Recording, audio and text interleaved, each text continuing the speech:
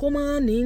kí obìnrin kó má wù obìnrin láti dóko ṣóyè wa bẹ́ẹ̀ yẹn wọ́n sọ fún wa pé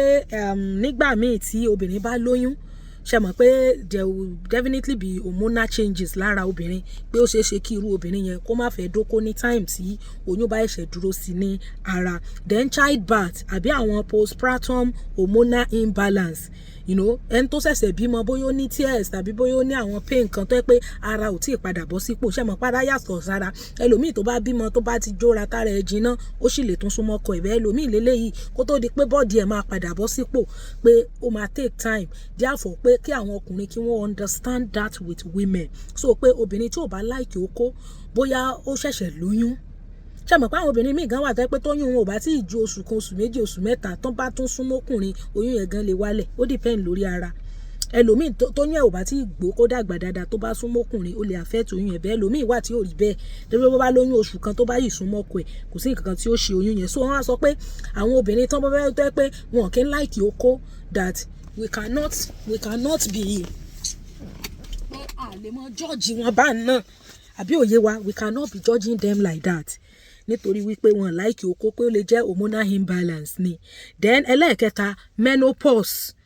tó obìnrin bá ti ń súnmọ́ perimenopause and menopause a sọ fún wa wípé function pé yàn dóko kò dínkù nítorí pé yàn wọ menopause the fact pé yàn wọ menopause kò mí ìpọ́kùnrin gbọ́dọ̀ wọ menopause pẹ̀lú ẹ̀ the function health benefit tí okó dídó remains constant body tiẹ̀ ló change your own body ló change the function of okodido does not change. In other words, we are just saying that the menopause bá ti ń setting, men should understand. Kì í ṣe wípé wọ́n understand débi wípé okó tiwọn náà wọ́n wá sólókùn. No, but ó yẹ kán mọ̀ fóbìnrin pé bóyá toró ti ń reach perimenopause menopause so àwọn hormonal imbalance, àwọn hormonal changes, bloating, tiredness, sweat, hot flashes and so on àti gbogbo àwọn symptoms to characterize menopause yẹn yìí máa ń ṣẹlẹ̀ sí obìnrin pé yẹn náà lè mú kóbìnrin lose interest nínú okó then dirtiness náà máa ń pa okó máa ń pa libido àti sọ yẹn ní previous video tá a ṣe ṣóyè wa bẹ́ẹ̀ yẹn so then wọ́n ní téèyàn bá tún ti bruise ego ọkùnrin bóyá o bá rí fín àbò bá sọ̀rọ̀ tí ọ̀dà sí i àbò bá yìn sọ ọ̀tí ọ̀ embarrass ẹ̀ bóyá lójú àwọn ọ̀rẹ́ ẹ̀ ló ti ń bú tọ́ ọ̀pọ̀n lé yóò náà lè mú kí okó ọkùnrin yẹn kó má le sí obìnrin àbí òye wa bẹ́ẹ̀ so ẹ̀yin ọkùnrin ẹ máa try láti understand wípé ẹ mọ̀ try láti understand pé hormonal changes yìí máa ń ṣẹlẹ̀ sóbìnrin especially bóyá tó bá ẹ̀ṣẹ̀ lóyún àbí bóyá ó wà tired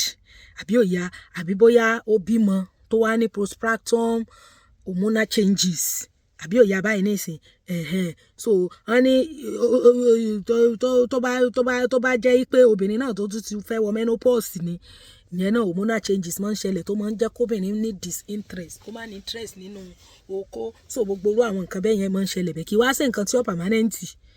bẹ́ẹ̀ bá sì lọ́kọ àbí òye àbá nígbà tá à ń sọ̀rọ̀ pé okó dídó fún àwọn tó ti darúgbó tó ti wọ menopause ni mo rí ní comment tá à ń tí kan ní arúgbó tí ò bá lọ́kọ ṣé yóò mọ̀ owó kó kiri ni ṣé ẹ rí ẹ máa jẹ́ kó rí yín máa pé àbí òye yín nìsín tá a bá ń sọ̀rọ̀ nípa okó dídó a sọ fún wa pé àwọn tán lọ́kọ tálà wá ń sí ọkọ bá sì yọ at that age ṣé toró wọ menopause ọkọ ẹ̀ ó wọ menopause pẹ̀lú ẹ̀ ni bẹ́ẹ̀ ni tí ò lọ́kọ mọ́ ọmọdé mi gan wà tí ò ti wọ menopause tí ò dẹ̀ lọ́kọ mọ́ ṣé yóò mọ̀ hàn kó kiri ni torí wípé okó ó ní importance nísìn téèyàn bá jẹ apple máa fún yín ní different kinds of vitamins ṣé yẹn túmọ̀ sí pé tí ò bá rówó ra apple kó lọ jí apple gbé toró yẹ lómi ò pé you just want to say something ká lè mọ̀ pé ìwọ náà sàsọ nǹkan kan tí ò ní túmọ̀ a sọ pé okó dídó ṣe pàtàkì fún àwọn tán ti darúgbó tán ṣe nǹkan oṣù mọ́ ẹ wá ní ẹni tí ò bá lọ́kọ mọ́ ṣé yóò mọ̀ hàn kó kiri wọ́n bá fẹ́ hàn kó kiri kí ló kan anybody kan yẹn ṣé n ta ń sọ nìyẹn àwọn tán lọ́kọ the fact pé wọ menopause does not mean that your husband has to enter menopause with you tó bá sì lọ́kọ tó dẹ̀ wà obligated láti satisfy rẹ̀ you have to make sure pé you find solution to your problem tóbìnrin bá dé stage tí ò lè dóko mọ́ tó feel pé òun ò ní interest ní oko tó dẹ̀ sì lọ́kọ then there is a problem tí ṣe pé àwọn méjèèjì ti jọ agree pé àwọn ò dóran mọ́ ẹ mọ̀ pé mutual agreement but the man still will to still have intercourse pẹ̀lú ìyàwó rẹ̀ tí ìyàwó yẹn dẹ̀ feel pé òun ò ní interest then there is a problem bẹ́ẹ̀ tí ò bá sọ́kọ mọ́ of course àmọ́yé ọ̀tá ti lost ọkọ wọn tipẹ́tipẹ́ tán ọ̀dẹ̀ rì má rì kò researchable is not researchable pẹ́ẹ́n tí ò bá dóko máa kú tí ò bá sọ́kọ settle your mind bẹ́ẹ̀ tọ́kọ bá wà tọkọ náà dẹ̀ wò pé òkè kò sí àlàwáǹsì pàǹdóra wa mọ́ ẹ̀jọ̀ gbàfọ̀ lọ́hùn bẹ́ẹ̀ tó bá sì wù ọkọ yẹn láti máa bá ẹ̀sùn tí ò dẹ̀ lẹ́lòmíì tí ò níyàwó méjì then you know there is a problem already you have to make sure you fix that problem ẹni tí ò bá lọ́kọ mọ́ of course ara gan ti gbàgbé bẹ́ẹ̀ni tó sì lọ́kọ tó fẹ́ fulfil tó sì lọ́kọ tó fẹ́ fulfil obligation fún that woman must see doctor ẹ lọ rèé rí dókítà wọn ó ṣàyẹ̀wò ara yín gbogbo tó bá yẹ kán fún yín yín tí máa affect obìnrin jù ní òde ìjọ náà ní dryness àti pé kò ní sí easy penetration gbogbo àwọn nǹkan yẹn dẹ̀ lòyìnbó ti find the solution sí so arúgbó tí ò bá lọ́kọ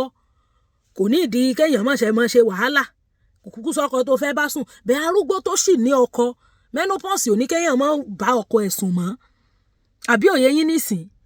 so n ta ń sọ nìyẹn o torí ọ̀pọ̀lọpọ̀ yín ẹ jẹ́ kán fẹ́yàwó lẹ́yìn nígbà kékeré